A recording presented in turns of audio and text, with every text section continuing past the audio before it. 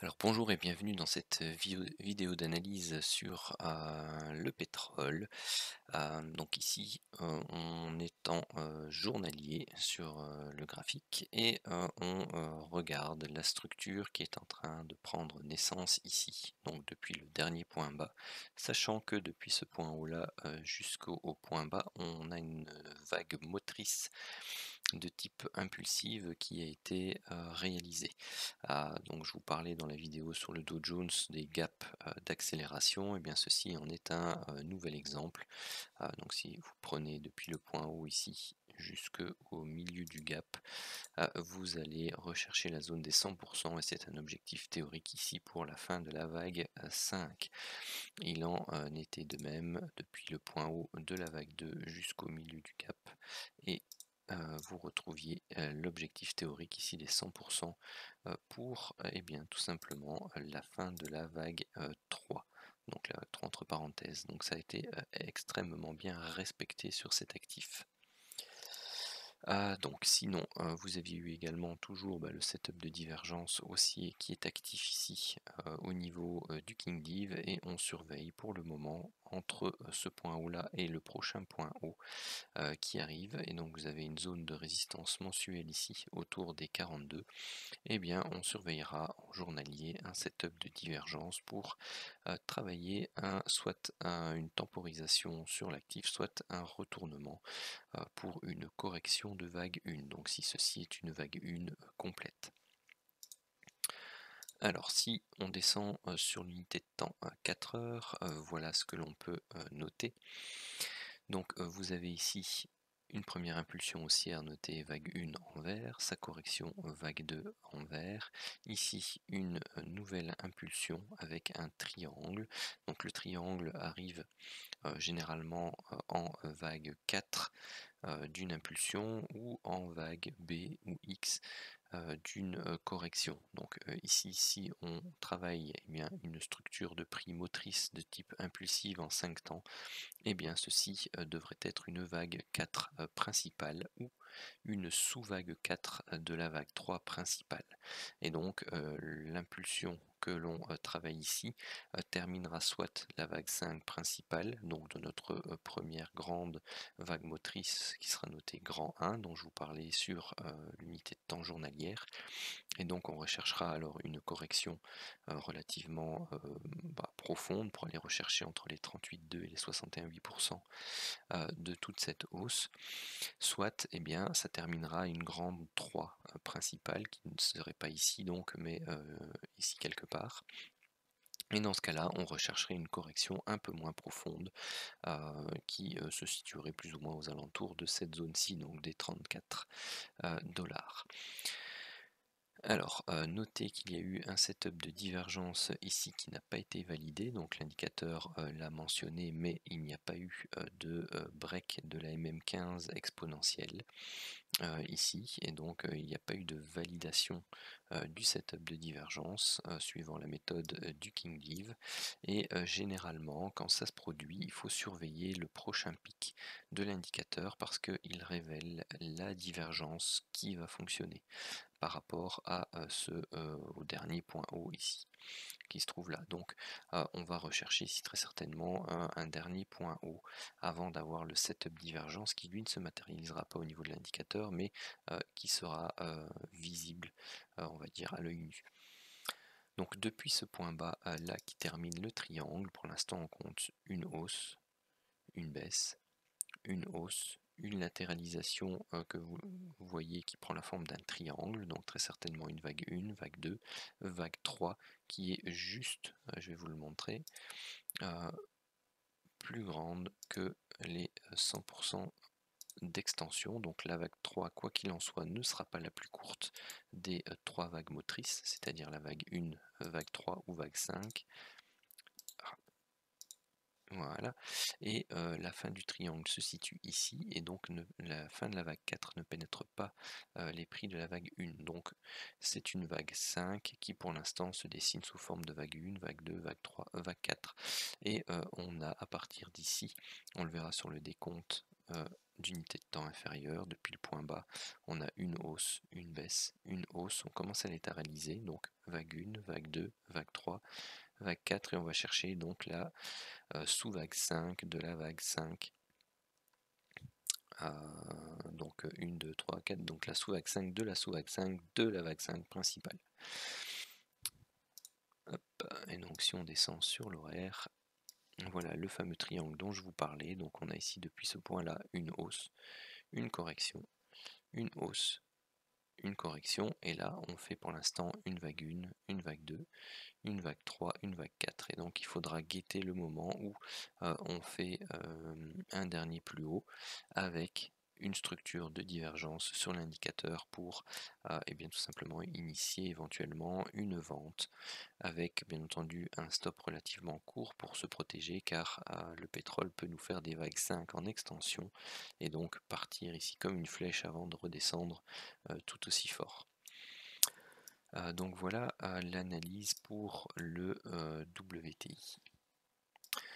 Je vais y coupler l'analyse de l'USD-CAD parce que ce sont des actifs qui sont tout simplement fortement liés, parce que le CAD réagit énormément à l'évolution du pétrole, et donc l'USD-CAD, forcément quand le pétrole monte, l'USD-CAD a tendance à baisser, et inversement quand le pétrole descend, et bien c'est l'USD-CAD qui a plutôt tendance à monter.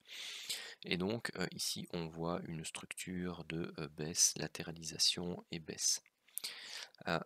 Dans le schéma, on va dire long terme, l'USD-CAD a fait ici une vague impulsive, il corrige.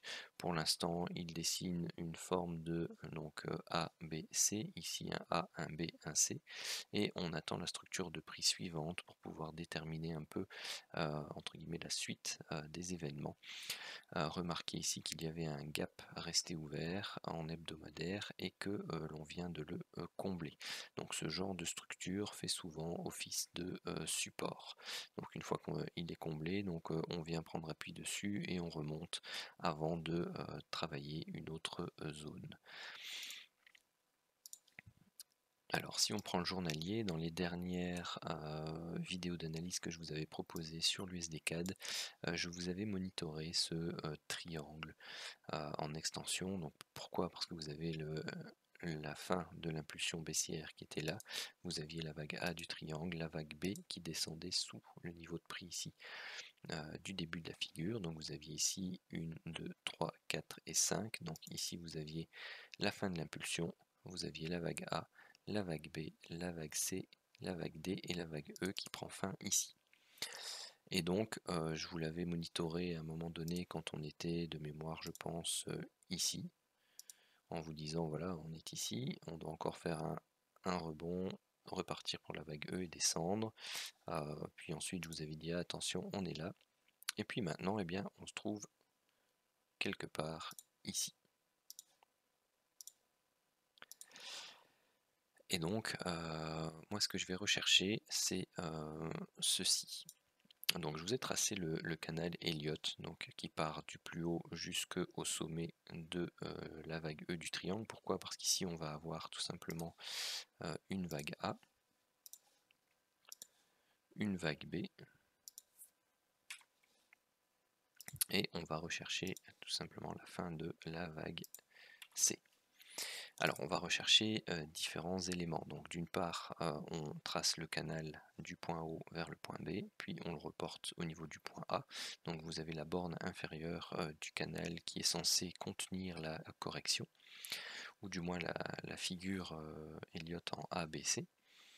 On a pris l'extension Fibonacci de l'amplitude de la vague A reportée depuis le point ici de la vague B. Donc on travaille actuellement les 78,6% d'extension, et les 100% se trouvent ici. Et j'ai également tracé la ligne de tendance qui chapeautait entre guillemets la phase correctrice ici. Donc on a un point, 2 points, 3 points, la cassure et le retest. Donc c'est une ligne de tendance qui est relativement importante parce qu'elle a été testée à maintes reprises et pardon, et validée par un retest. Et donc vous avez ici une zone très intéressante, aussi bien en termes de prix que de temps, pour pouvoir travailler un rebond.